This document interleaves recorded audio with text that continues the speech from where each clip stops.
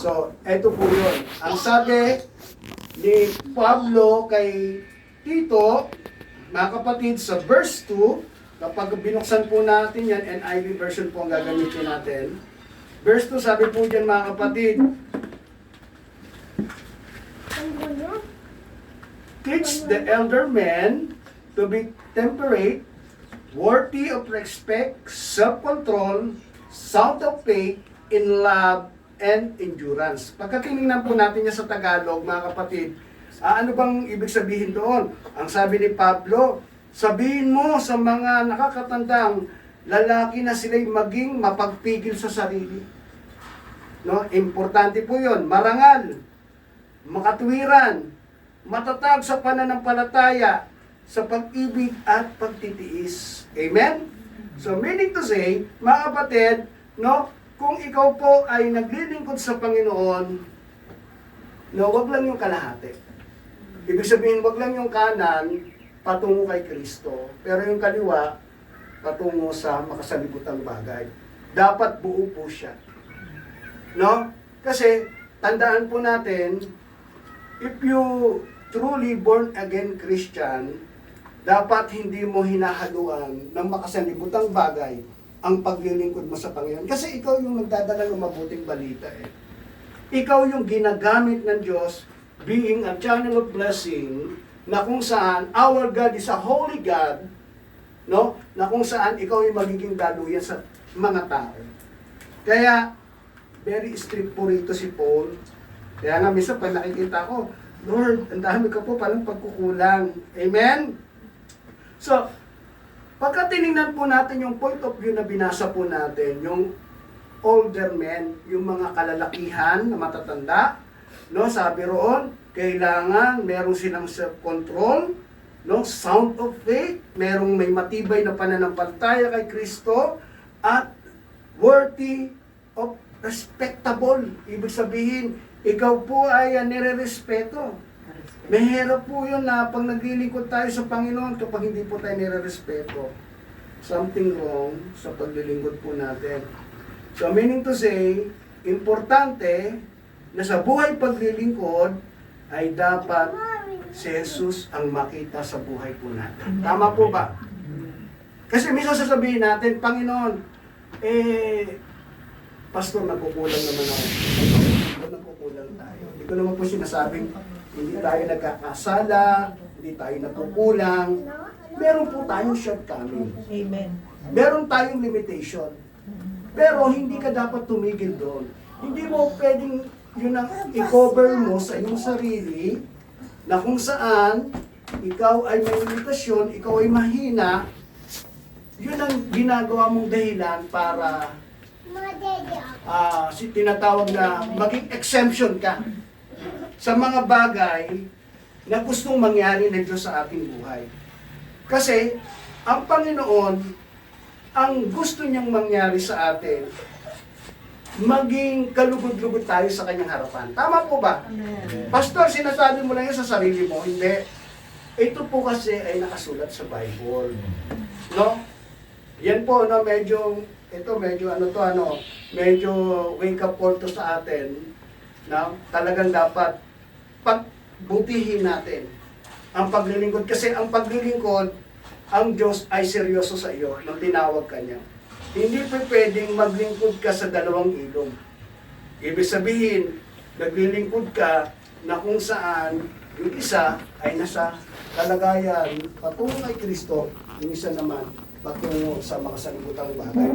Gusto ng Diyos pag naglingkod ka, talagang buong puso, isosurrender mo sa Kanya. Tama po ba? Amen. Look at this book. This is Bible. Sabi ni Apostle Paul, again, sa Romans chapter 12, verse 1. Kaya nga mga kapatid, alang-alang sa masaganang habag ng Diyos sa atin, ako'y nakikiusap sa inyo, ang inyong sarili, ialay ninyo ang inyong sarili bilang handog na buhay. O, tingnan nyo po ha, pag ikaw daw ay namumuhay bilang isang Kristiyano, ialay mo ang iyong sarili sa Diyos bilang isang handog na buhay. Take note this word, banal at kalugod-lugod sa Diyos. Ito ang nararapat na pagsamba ninyo sa Diyos. Ang tanong po mga kapatid, talaga bang inaalay natin sa Panginoon ang ating pong buhay, wholeheartedly naglilingkod sa Panginoon?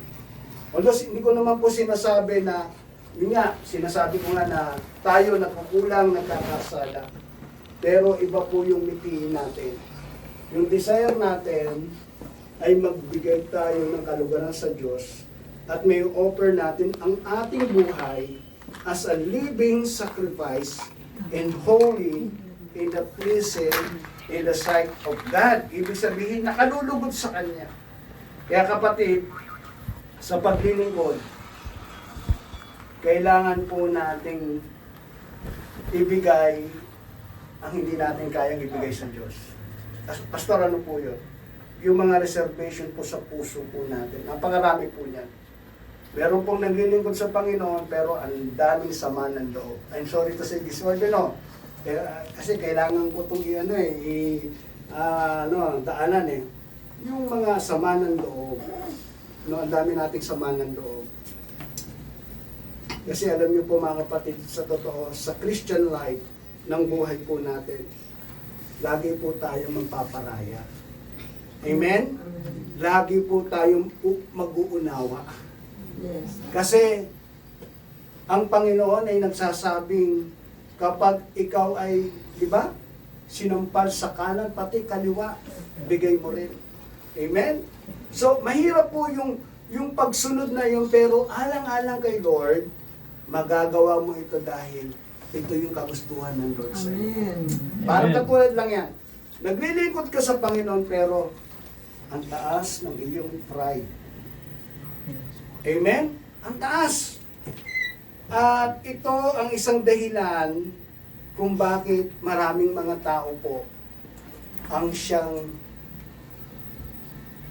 ano pang nangyari?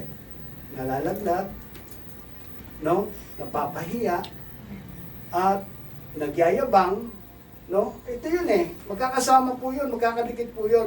Kaya marami pong mga tao kapag nasa pride po sila ng buhay nila, ang hirap po talagang bumaba niyan. Totoo po yun. Yun. Pero kapag nakay Kristo ka, nilimutin mo ang lahat. Amen. At sabihin mo, Lord, sa ganang sarili ko, hindi ko kaya. Pero dahil sa sinabi mo, gagawin ko. Amen. Amen. Yun po yung word eh. Amen? Dahil sa sinabi mo, Panginoon, gagawin ko. Patatawarin ko na. Paulit kung ito nagkakasala sa akin. Yan yung kapitbahay namin. That is true. Totoo po yun. Yes. Kasi maging ang mga disciples ni Jesus, kapag tinignan niyo po yung mga apostol, iba-iba ang karakter niyan. Si Peter nga alam niyo po si Peter, galit po siya kay Levi. Si Levi po, isa po siya tax collector. Amen? So kapag si Peter ay nangingisda, hindi maaaring hindi siya dadaan doon sa BIR para magbigay. Dahil ang ginagawa ngayon ni Levi, dinadaya niya ang mga tao, tinawag din ng Lord. Amen. Sumunod din sa Panginoon. Amen?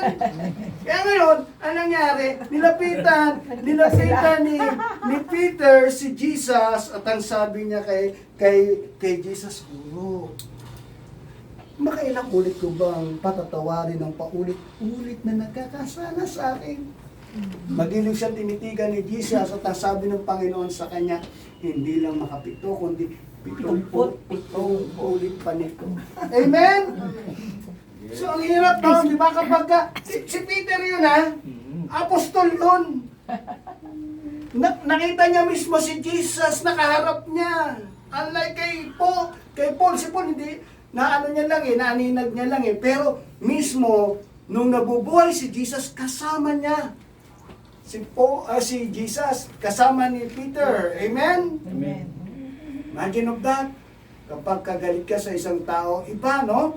Iba talaga kapag nakailot, ang hirap talagang ang hirap ibigay Pero magagawa mo ito dahil kay Kristo pa rin. Amen. Amen?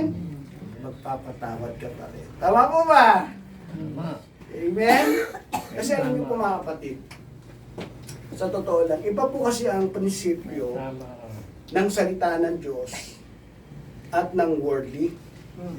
Ang worldly, di ba sabi mo, kay Jesus, sasabihin sa'yo ni Jesus, ibigin mo ang iyong kaaway. Sa worldly, huwag mo silang pansinin. Di ba?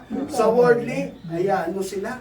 Amen? Sa worldly, ganito lang. Ayoko, bahala ko sa buhay mo. Ako, may sarili tayong buhay. Tama po ba? Amen. Amen. Pero kay Lord, Yes. diba? Kapag mayroong maaway sa'yo, mahalin mo. Amen? Yung kaaway. Pastor talaga ang hihirap po Yun nga po Oo. kung saan tayo po mahina niya kadadali ng Lord. Totoo po ba? Amen? Kasi po mga kapatid, dyan tayo na-challenge. At dyan tinitingnan ni Lord na hindi ka nagko-compromise sa Kanya at sasabihin mo, Lord, mas pipiliin kita. Yes, Lord, I surrender my pride to you today. I surrender everything, Lord, today dahil I want to glorify your name in my life. Amen. Yun ang tama. Kasi kapag ginawa mo yun, matataas ang pangalan ng Panginoon. Promotion comes from God. Si Lord ang magbibigay sa iyo ng magandang kalagayan sa buhay. Dahil ay tunay nga na ibinababa ang sarili mo at tinaas mo ang Panginoon sa iyong buhay. Amen? Sabi ng Bible, ang nagpapakumbaba ay itinataas at ang nagpapakataas ay ibinababa.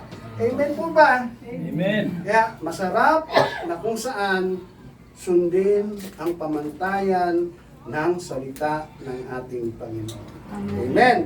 Now, how we can live a life pleasing in the church? Sa older men, no, sinabihan doon. Sa older women, ganun din. Sa mga matatandang babae, doon po sa 3 and 5, verse, yung mga matatanda na babae, no, pinapaiwas sa mga bagay. Ano yon, yung mga pagtitismis. Ahay! Kasi ang dami talaga ng titismis Chismosa Di ba? Oy, alam mo siya, ganun yan. Di ba? Yung mahilig makailam ng buhay na may buhay. Wow. Bakit yan? Yan po ang mga Krita Yung mga doon sa island ng Krita, no? Mahilig silang makailam ng buhay na may buhay. Yun po yun. Ganon sila. Kaya yung mga older women, sinabihan dapat respectable, positive toward others, not inclined toward heavy drinking, hindi nagiinom, nakalagay dito. Yun po. They are to teach godliness to younger women. No, nagtuturo ka sa mga kabataang mga babae na umiwas sa mga bagay na makasanlibutan. Sa verse 6, yung young men naman, they should self-control. No? Yung mga kabataan, wala naman tayong kabataan dito. Oo nga pala si Yomi, no? Maging mapagpigil. Amen? Huwag bili ng bili ng walang katuturan. Ay. Kasi nagustuhan niya isang bagay, bibilhin niya na lang. Ay, talaga. Magkaroon ka ng self-control. Parang ganito lang. Nung si kay Deacon Babes, ang daming handa. Doon po sa senior, may nakita akong baboy, manok. Sabi ko, bawal na ito. Pero may isda doon, Deacon Babes. Kinain ko yun. Yan ang masarap. Pritong isda. And then, may malaking cake na 2. May nagsabi pa, ayaw ko si Sister Lana, sabi ni Sister Lana, hindi pa kayo kumakain ng cake. Okay yan. Amen? So, meaning to say, kung ano yung bawal, huwag na natin gawin. Tama po ba? Yes. Amen? Hindi, totoo po yun. Kasi bawal nga eh. Katulad, nung linggo, di ba, nagpa-doktor kami, check up ako, grabe yung taas ng cholesterol ko, kaya pala, minsan para akong nahihilo-hilo, ang tingin ko nga kay Sister Lana na, doble na. Doble na nga eh. Malaki na nga, doble pa. Di ba? Mataas ang cholesterol, mataas ang ano pa ba? Uric acid. Ala, Mataas. pare-pareho tayo sa Grabe. nalong. Mataas sa akin, mataas, no? So, ang daming handa, pero hindi talaga ako kumain. Amen? Pigilan niya Praise the talaga. Lord. At salamat sa Panginoon. And then, yung mga bagay kasing bawal, masarap. Amen. Sa totoo lang, pagka umiidad ka na pala ng 50, talaga totoo lang, dapat namimili ka ng pagkain mo rin pala. Hindi lang basta kain ka ng kain. Bawal sa iyo hipon, Pastor. Hindi nga ako kumain ng hipon, may hipon doon. Alam ko, malalaki pa nga, ganyan kalalaki. Bakit di ka kumuha doon? Hindi na pa ako kumuha. So, balik tayo. Mga kapatid, matuto po tayong mag-control, self-control. Amen? Alam niyo po, ang self-control, yan po ang most popular na makikita natin sa Galatians chapter 5 verse 22. Amen? Yung bang hunger ka, yung alam mo, minsan yung pagka-hunger natin wala na sa ayos. Amen? Yung may makita kang maganda, mami, bili mo ako nito. Sorry. Wow. Diba? So, huwag tayong ganon. Ibig sabihin, magkaroon ka ng pagpipigil sa sarili. Amen? Alam mong bawal, huwag mong gawin. Amen? Dahil ang bawal, may danger. Tama ba? Amen. Amen. Dangerous. So, sa Titus chapter 2, verse 9 to 10, ang pinagsasabihan naman dito, yung mga servant, yung mga sa loob ng church. Amen?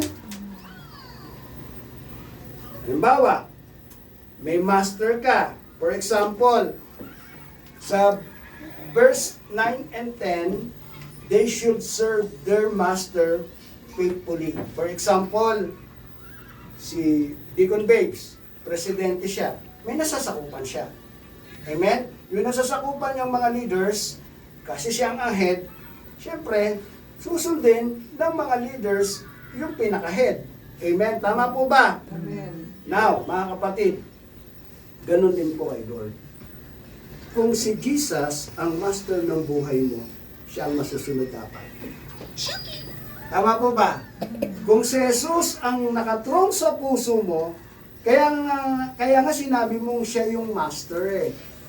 Kaya nga sinabi mong siya yung Panginoon mo eh. Kapag si Lord ang master at Panginoon ng buhay mo, siya na ang nagmamayari ng buhay mo, hindi na ikaw. Amen? Amen po ba? Tama po ba? Alam niyo kung bakit, mga kapatid? Kasi, simula nung tinanggap mo si Lord, bilang Panginoon at tagapagligtas ng buhay mo si Jesus Christ, nanirahan na siya sa'yo, di ba? Yung Holy Spirit nasa sa'yo na. Ang sabi ni Jesus, if you follow me, ano yung sunod? Deny. Tama. Ganon. Pagka ikaw ay pinaghaharian ng Diyos, nagsasayo ang Panginoon, sinasabi mo, ikaw ang Master ko, Lord. Ikaw ang aking Panginoon. Ikaw ang Diyos ko. Amen? Pero hindi lang. Minsan, sa salita niya lang sinasabi, pero hindi naman talaga Master niya ang Lord sa kanyang buhay. Hindi naman Panginoon niya ang Diyos sa kanyang buhay, kundi yung sarili pa rin niya. Kaya sinabi ni Jesus, if you follow me, deny yourself. Ito pa ang pangatlo, take up your cross. Ibig sabihin, ang paglilingkod sa Panginoon, may sakripisyo. Amen. May sacrifice. Amen. We bring the sacrifice of praise and to the house of the Lord. Tingnan niyo po yung biblical word na yun na song. Ibig sabihin, ang sacrifice mo, pupunta ka sa church para makinig ng kanyang mga salita. Amen? Ito pong ginagawa natin to sacrifice to. Iniwan mo kasi lahat tapos sumunod ka kay Lord. Tama po ba? Amen. Kaya ang paglilingkod, may kalakip na sakripisyo. Hindi lang puro masarap. Hindi lang puro blessing. Amen? May sacrifice din. Dahil yun po ang totoong paglilingkod. At sabi ni Lord, may mga sakripisyo kayo, pero huwag kayo mag-alala na pagtagumpayan ko na ang lahat ng bagay. Amen. Amen. So, meaning to say, hindi lang naman ikaw puro sacrifice. Ibig sabihin, minumold ka ng Lord sa gitna ng iyong sakripisyo. Amen? Kung dati noon, di ba, gusto natin malaking church. Pero dito lang tayo nilagay ni Lord Okay lang. That is sacrifice. Amen? Okay lang tayo dito. Nagsasakripisyo tayo kay Lord. Amen? Mapalad pa nga tayo kaysa sa mga ibang mga Kristiyano. Alam niyo ba? Sa Nigeria, kapag tinignan niyo po ang mga Kristiyano, pinapatay po sila sa pagsunod lang nila kay Lord.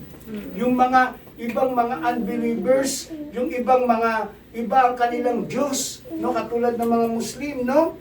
Anong ginagawa ng mga Muslim, ng mga ibang mga tao na unbeliever? Pinapatay nila ang mga Kristiyano sa ibang lugar.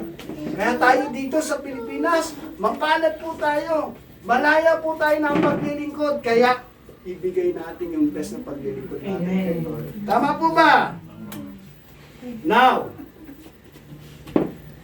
what God has done for them, anong magagawa ng Diyos para sa kanila? Ang gagawin ng Diyos, ayusin ang buhay natin. Amen? Pangalawa, what they should do for God. Ano ang dapat mong gawin para sa Panginoon? Maglingkod ka ng tapat sa Diyos. Amen? Number 3, they should live for Him. Dapat silang mabuhay para sa Kanya. Nabubuhay tayo para sa Diyos. Amen? Tinan niyo po mga kapatid.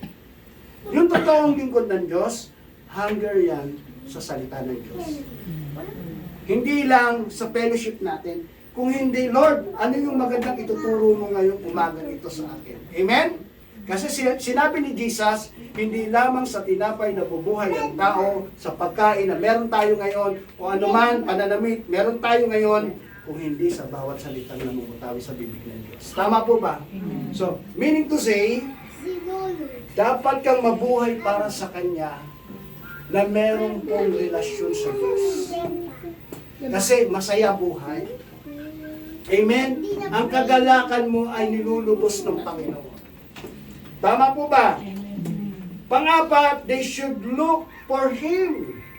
No? Dapat nilang hanapin ang Diyos. Alam niyo ba, kapag ikaw ay naghahanap sa Diyos, masusumpungan mo siya. At ang kailangan mo, pananalig. Faith. Hebrew chapter 11. Chapter 11, verse 6, sabi rito. Tingnan po natin, mga kapatid. Para mayroon tayo na supporting verse. Hebrew chapter 11, verse 6.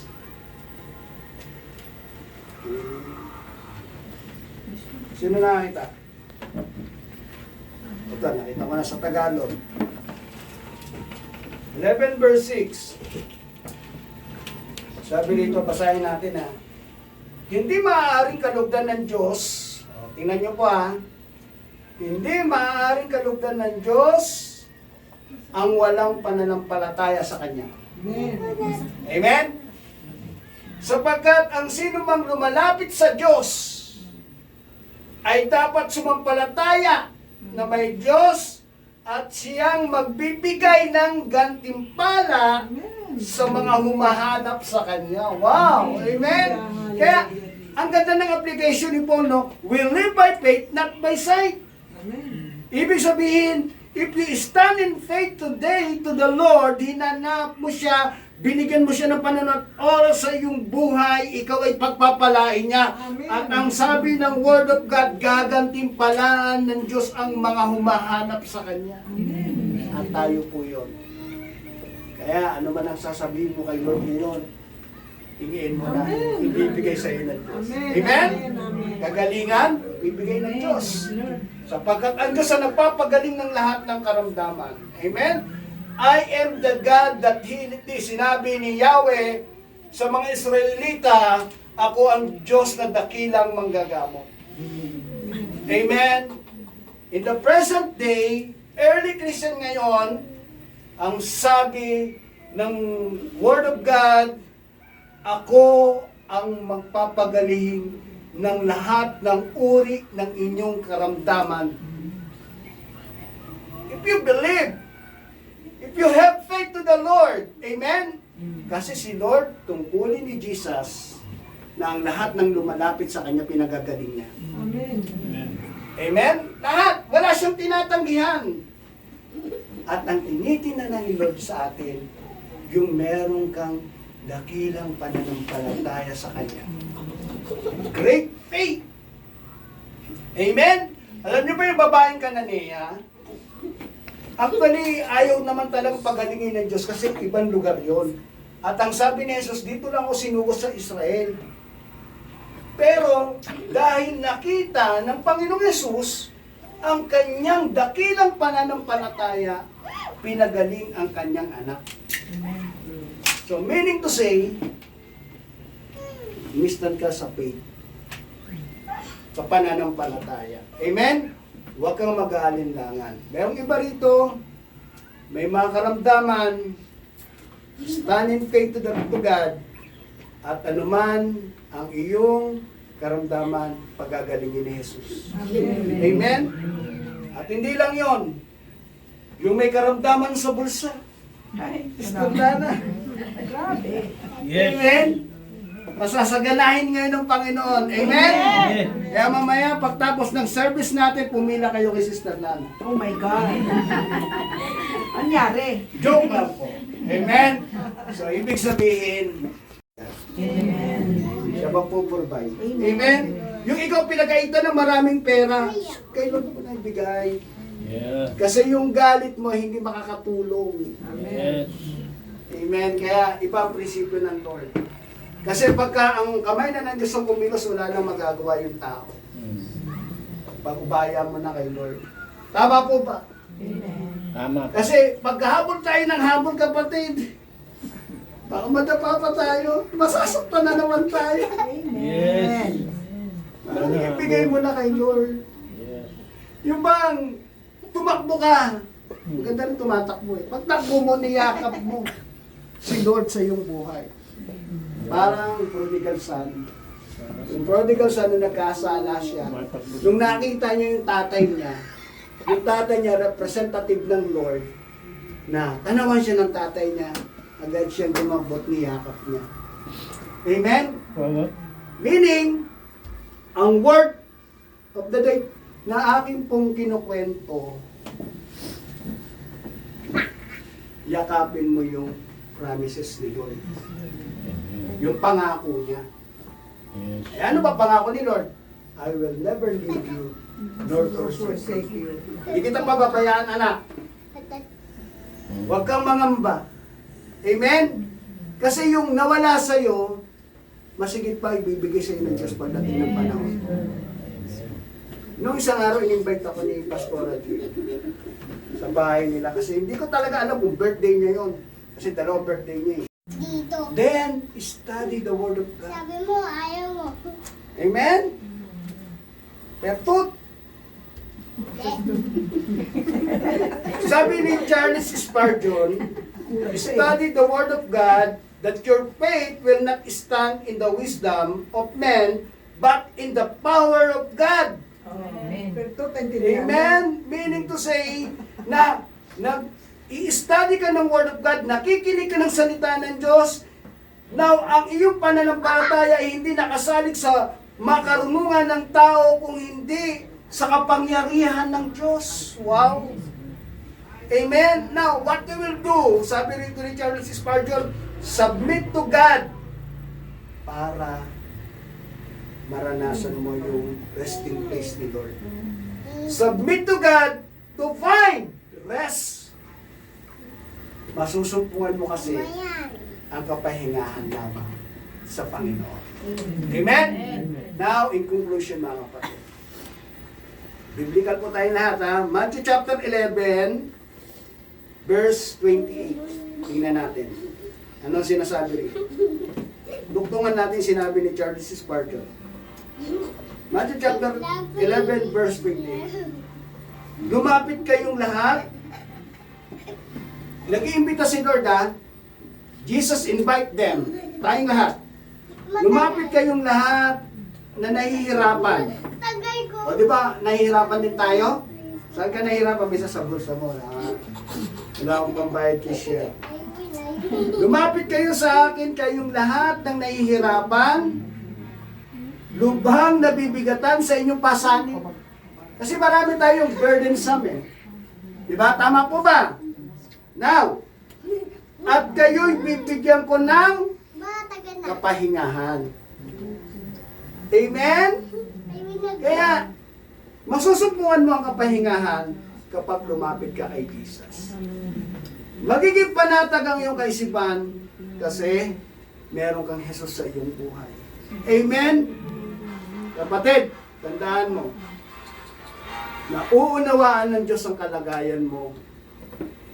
Alam ng Diyos na nagmamahal ka sa Kanya. At ang gusto na ng Diyos, mas pakaibigin mo siya ng higit sa lahat. Ngayong umagang ito, let us pray. Father God in heaven, we thank you so much for your divine voice na napakinggan po namin. Dalangin ko po Lord na ang mga taga-Regal Church na umatin ngayon, punuan mo ng kagalakan. Kagalakan sa paglilingkod. Dalangin ko po ang kapayapaan ay sumakanila ngayong umagang ito. Mapanatag po ang kanilang kalooban. Pagpalain mo po ang lahat ng dumalo ngayon, lahat ng narito ngayon na minsan pa magmula sa iyong trono ng iyong kalangitan, amang Yahweh, ang Diyos ng aming mga nilulung si Isaac, si Abraham at ako. Iunat mo po muli ang iyong mapagpalat, mapaghimalang kamay sa amin ngayong umagang ito. Lahat ng mga prayer, petition, prayer requests ng aking mga kapatid na ito'y iyon na pong inaabot. Ang pagpapala ay igawad mo po sa amin. Masaya kaming maglingkod sa iyo ng may kagalakan at magbigay kami ng kaluguran sa iyong harapan sa gitna ng paglilingkod namin sa iyo. Pagpalain mo po kaming lahat sa pangalan ni Jesus. Ang lahat ay magsabi ng Amen. Amen. Amen. So, praise ng ang ocean ito na sinasagisag ng iyong pong katawan ay patuloy na maging pagpapala po sa aming buhay. Maging kagalingan, kalakasan, pagpapatibay ng pananampalataya namin sa pangalan ni Jesus. Amen. Amen. So itaas po natin ang hostya na sinasagisag katawan ng Panginoong Jesucristo. The Lord Jesus Christ, on the night He was betrayed, and when He had given thanks, He broke it and saying, "This is my body, which is for you. Do this in remembrance of me." Tanggapin po natin lahat ang katawan ng ating Panginoon Jesucristo. Taas po natin ang atas ng ubas na sinasabisag ng dugo ng ating Panginoon Jesus. In the same way, after supper, He took the cup, saying, "This cup is the new covenant in my blood. Do this whenever you drink it. Remembrance of me." Tanggapin po natin ang blood ni Jesus. Let us pray. Father God, we thank you so much for your blessing na kami po'y pinagigimbanan mo sa harapan mo, Panginoon. We are not worthy, but thank you for your grace and mercy, your loving kindness na binigay mo sa amin ngayong umagang ito. Mapalakas mo kami sa pamamagitan ng pagkipag-isa namin sa iyo. Sa pangalan ni Jesus, ang lahat ay magsabi ng Amen. Salamat po dahil binibigyan niyo kami ng biyaya, Panginoon. Kaya naman kami nakakapagtuloy, Panginoon, sa gawain mo. Lord, dalangin namin na patuloy mo kami pagpalain ang bawat isa. Ikaw na po ang bahalang magkontrol ng aming buhay. Iligtas sa lahat ng uri ng kapahamakan, Panginoon. At mahalong kong salamat mo ang aming samot dalangin, ang pagpapalay sa amin sa pangalan ni Jesus. Amen. Tayo po lahat ay tumayo. Give thanks. With a grateful heart, give thanks to the Holy One. Give thanks because it's given Jesus Christ, His Son. Once again, give thanks. Give thanks. With a grateful heart. With a grateful heart, Thanks, O Lord. give To the Holy thanks One. to the Holy One.